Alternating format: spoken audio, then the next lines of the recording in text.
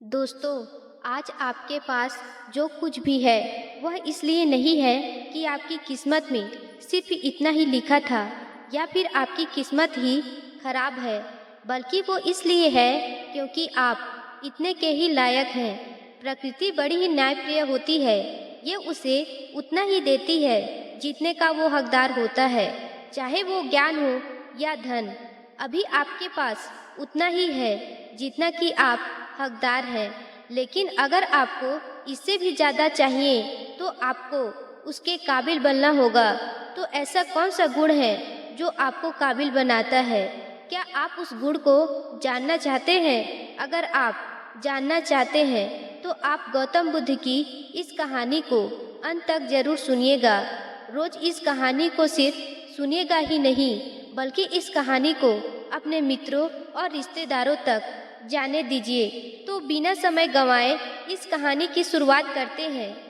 एक बार की बात है, गौतम बुद्ध को एक सभा में भाषण करना था और जब सभा का समय हुआ तब बुद्ध वहां आए और बिना कुछ बोले ही वहां से चले गए। तकरीबन 100 से भी ज़्यादा लोग बुद्ध का उस सभा में इंतजार कर रहे थे और बुद्ध के इस तरह के व्यवहार को देखकर सभी लोग चौंक गए, लेकिन किसी ने भी बुद्ध से कोई भी प्रश्न नहीं किया। तो अगले दिन फिर से सभा का आयोजन हुआ और दूसरे दिन सभा में लोगों की संख्या तकरीबन घट गई थी। इस बार तकरीबन 80 लोग ही सभा में बैठे हुए थे। बुद्ध सभा में आए, लेकिन इस बार भी बुद्ध ने वही किया, यानी इस बार भी बुद्ध वहां आए और बिना कुछ बोले वहां से चले गए। लोग दोबारा से चौंक गए, लेकिन किसी ने भी बुद्ध से कोई भी प्रश्न नहीं किया। अगले दिन सभा का आयोजन फिर से किया गया, लेकिन इस बार भी लोगों की संख्या और भी ज़्यादा घट गई। इस बार सभा में केवल 50 लोग ही आए हुए थे। वो सभा में फिर से आए और उन्होंने जो इधर उधर देखा और बिना कुछ बोले ही सभा से चले गए। उसके बाद कुछ लोग क्रोधित भी हुए, क्योंकि लोग अपना काम छोड़कर आए हुए थे, लेकिन किसी ने भी बुद्ध से कोई भी प्रश्न नहीं किया। अगले दिन फिर से सभा का आयोजन हुआ। तो आप लोग जो इस कहानी को सुन रहे हैं, आप में से भी कुछ लोग ये कह रहे होंगे कि अरे कितनी बार सभा का आयोजन हुआ होगा, और आप लोगों को इस कहानी को सुनते समय बेचैनी भी होना शुरू हो गई होगी, और जिन लोगों को भी बेचैनी होना शुरू हो गई होगी उन लोगों को ये कहानी बिल्कुल ध्यान से सुननी चाहिए, समझनी चाहिए, क्योंकि ये कहानी आपके लिए ही है। अगले दिन फिर से सभा का आयोजन हुआ। इस बार सभा की संख्या और ज़्यादा घट गई थी, यानी इस बार सभा में सिर्फ 30 लोग ही आए थे। फिर उसके बाद बुद्ध सभा में आए और मुस्कुराए, और फिर से बुद्ध ने वही किया। बुद्ध बिना कुछ बोले ही वहाँ से चले गए। इस बार भी लोग बहुत क्रोधित हुए और इस बार भी लोगों ने पीछे से कुछ कहा और बड़बड़ाया भी, लेकिन बुद्ध ने उनके किसी भी प्रश्न का उत्तर नहीं दिया। अगले दिन फिर से सभा का आयोजन हुआ और इस बार भी लोगों की संख्या और भी ज़्यादा घट गई थी, यानी इस बार सभा में कुल मिलाकर 15 लोग ही आए होते हैं। इस बार बुद्ध सभा में आए, लेकिन इस बार बुद्ध ने अपना आसन ग्रहण कर लिया और बुद्ध बोले, और बुद्ध ने उन 15 लोगों को उपदेश दिया। पर वो 15 लोग बुद्ध के भिक्षुक बन गए और आगे चलकर उन 15 लोगों ने बुद्ध के ज्ञान को अलग अलग दिशाओं में फैला दिया। फिर एक दिन बुद्ध से किसी ने पूछा कि बुद्ध, आप कई दिनों तक बिना बोले सभा से क्यों चले जाते थे? फिर बुद्ध कहते हैं कि मैं उन 15 लोगों की खोज कर रहा था जो लायक थे, यानी कि पहले दिन 100 से भी ज़्यादा लोग सभा में आए हुए थे। उसमें से ज़्यादा लोग सिर्फ आए हुए थे, उन्हें मेरे उपदेश से कोई भी मतलब नहीं था, बस वे आ गए थे। और उनमें से ज़्यादातर लोग सिर्फ सुनने और मुझे देखने के लिए आए थे।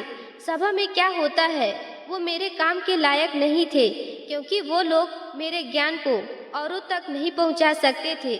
मुझे उन लोगों की तलाश थी जो मेरे ज्ञान को जन जन तक पहुंचा सके। कई दिनों तक बिना बोले मैं सभा से इसलिए चला गया क्योंकि मैं ये देखना चाहता था कि कौन वो लोग हैं जिनके भीतर वास्तव में प्यास है। जिन लोगों के भीतर वास्तव में प्यास थी वे लोग अंत तक जरूर रुके, और जो लोग बस ऐसे ही आ गए थे वे लोग पहले या दूसरे दिन ही चले गए। जिनके भीतर धैर्य था उन्हें मुक्ति का मार्ग मिला, और जो लोग जल्दबाजी में थे वे लोग आज घर पर बैठे हुए हैं। सवाल यह नहीं है कि मैं तुम्हें क्या दे सकता हूँ, बल्कि सवाल ये है कि तुम क्या ले सकते हो। तुम्हारा पात्र कितना बड़ा है और तुम कितने के हकदार हो। जितने के तुम हकदार हो उससे ज़्यादा तुम्हें नहीं मिलेगा। फिर वह व्यक्ति पूछता है कि भगवान लायक कैसे बने। फिर बुद्ध कहते हैं कि मन के द्वारा जिस व्यक्ति के अंदर धैर्य होता है वो अपने जीवन में कुछ भी पा सकता है। सभा में जितने लोग आए हुए थे और उनमें से अंत तक वही लोग रुके जिनके अंदर धैर्य था। वो चाहे तुम्हारे जीवन में तुम्हारा लक्ष्य जो भी हो, लेकिन तुम बिना धैर्य के सफलता के चरम तक नहीं पहुंच सकते। फिर वो व्यक्ति बुद्ध से पूछता है कि कोई भी व्यक्ति अपने अंदर धैर्य को कैसे बढ़ा सकता है। तो बुद्ध कहते हैं निरंतर अभ्यास के द्वारा हम अपने भीतर धैर्य को बढ़ा सकते हैं।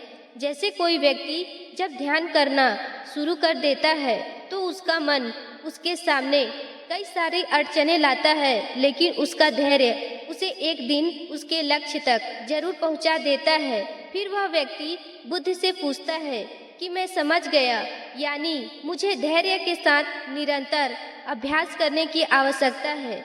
दोस्तों, अब आपको समझ आ गया होगा कि आपके पास वो क्यों नहीं है जो आप पाना चाहते हैं, क्योंकि आप उसके लायक नहीं हैं। आप लायक तभी बनेंगे जब आपके भीतर धैर्य होगा, और जब आप अपने अंदर धैर्य को बढ़ाएंगे। तो अब खुद से एक सवाल पूछिए कि जो आप भविष्य में पाना चाहते हैं उसके लिए क्या आप धैर्य के साथ निरंतर कर्म करते रहेंगे। प्यारे दर्शकों, कहानी आपको कैसे लगी कमेंट सेक्शन में ज़रूर बताएं, और चैनल को सब्सक्राइब करना ना भूलें।